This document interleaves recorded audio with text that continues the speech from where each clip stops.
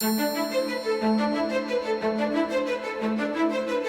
observatory has continued to evolve in line with the fast-changing IP environment, working with partners to shape the response to challenges and deliver benefits on the ground. The pace of technological change, the need for more effective enforcement of IPR, the priority to help SMEs, and the important role of education and awareness, especially targeting young people, have all been the subject of observatory initiatives. Въпросът за интелектуалната собственост се поставя много пъти.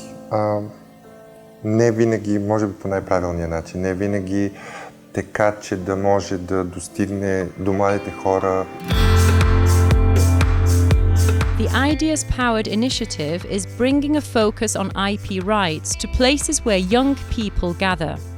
This year's youth workshop at the 2019 LEAP Summit in Zagreb helped thousands of young creators, innovators and entrepreneurs to reflect on IP and share their insights on challenges and opportunities. What I've learned will definitely help me in my professional life, but I've had to deal with the topic of intellectual property already quite a bit in my job. So as a product and graphic designer, it's something I have to deal with every day with clients. The thing that was important here is to meet all these other young creatives in the field and also hear their point of view. The exchange was really good. This initiative resulted in very substantial outreach on social media and is stimulating interest in national youth events on IP.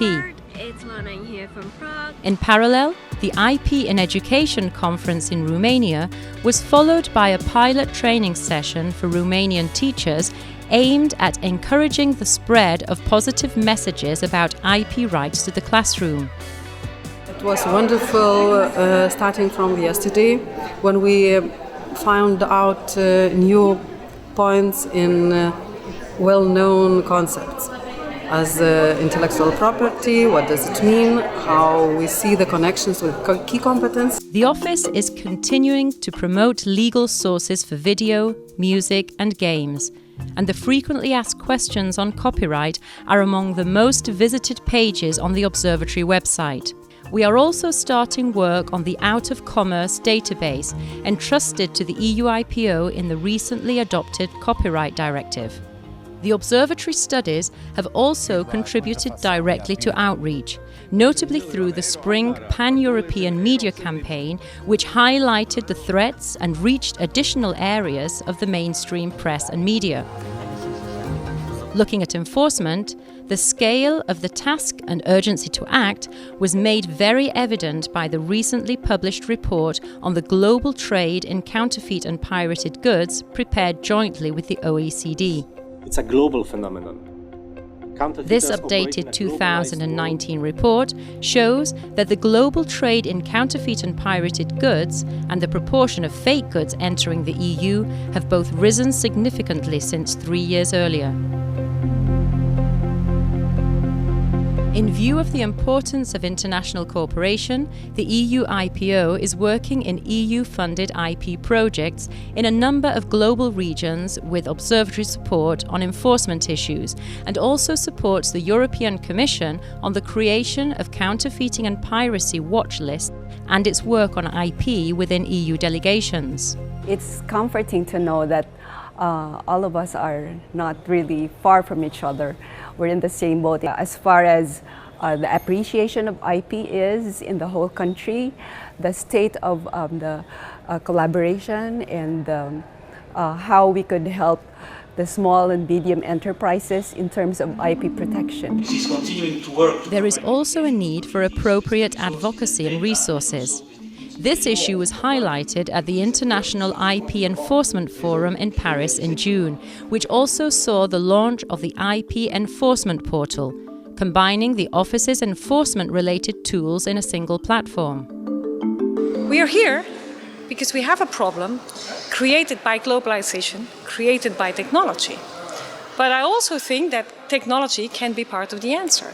Trends, such as the increasing amount of goods circulating by post as a result of the growth in online marketplaces and the huge growth in rail traffic into Europe via China's new Silk Road project, mean that enforcement efforts need to be intensified. In response, the updated Threat Assessment Report with Europol is forward-looking, identifying trends. In this context, the cooperation with enforcement authorities in the high-level group, as well as with Europol, Eurojust, other EU bodies, police, judges and custom authorities, will continue to be a priority for the future in response to the global nature of IP crime. En réalité, nous sommes persuadés, et c'est le sens d'ailleurs des derniers propos de la Commission, que nous devons élargir le spectre et aller plus globalement sur toutes les activités illégales. The challenges ahead will increasingly mean adopting different ways of working, partnering with an extended range of stakeholders to develop pilots or provide them with the tools and channels to unlock the potential for successful action on the ground. The idea of the observatory in terms of the projects is to start with some projects, in some areas even piloting some elements, and then leveraging them out with the help of our partners. This is the main idea. And we have done such projects in the areas of enforcement and SME assistance. For example, we're helping with the technical meals and piloting on how to report detentions. And also we're working, for example, with other projects in knowledge building, in operations, and we're helping also the Commission in Train the Trainers events for SMEs. As a follow-up to the blockchain coding competition, an anti-counterfeiting blockathon forum has been established to gather interested stakeholders to shape and help deliver the future anti-counterfeiting infrastructure. The office is exploring pilot blockchain-based solutions to improve track and trace systems. In parallel, the office's Technology Watch will play an increasingly important role as businesses and society continue to adapt to the fourth industrial revolution. It is this realization that, the things that we could have considered to be fiction is actually a reality. We just have to, acknowledge it and act upon it. And I think we have to raise a question of fundamental rights and of human rights. With new technology providing so many opportunities, both for legitimate businesses and for criminals, the EU and global marketplaces can be a challenging environment for smaller companies. Given the importance of this area and the evidence that having registered rights is connected to SME growth prospects, an updated SME Scoreboard has been launched and an updated IP contribution study is being released. SMEs don't focus a lot on IP and IP rights in general, but I think it's something that they should actually pay more attention to. I think it's something that could create a lot of value. To ensure that IP rights continue to be relevant and effective, it is important that the office continues to grow its networks in order to bring in new players who can help make a difference. Il faut qu'on puisse arriver par un travail en commun entre titulaires de droit, mais aussi par une coopération beaucoup plus proche avec les autorités publiques au sens large, à faire face à un ennemi en réalité qui est commun à la fois aux autorités publiques et aux titulaires de droit. Donc pour moi, c'est vraiment le principal défi. In response, the office has intensified cooperation on enforcement issues, and the observatory is being organized in a new format with working group and expert groups, including expert groups on intermediaries and on SMEs. Working with intermediaries such as online marketplaces, social media platforms, the domain names ecosystem, payment providers will be one of our priorities.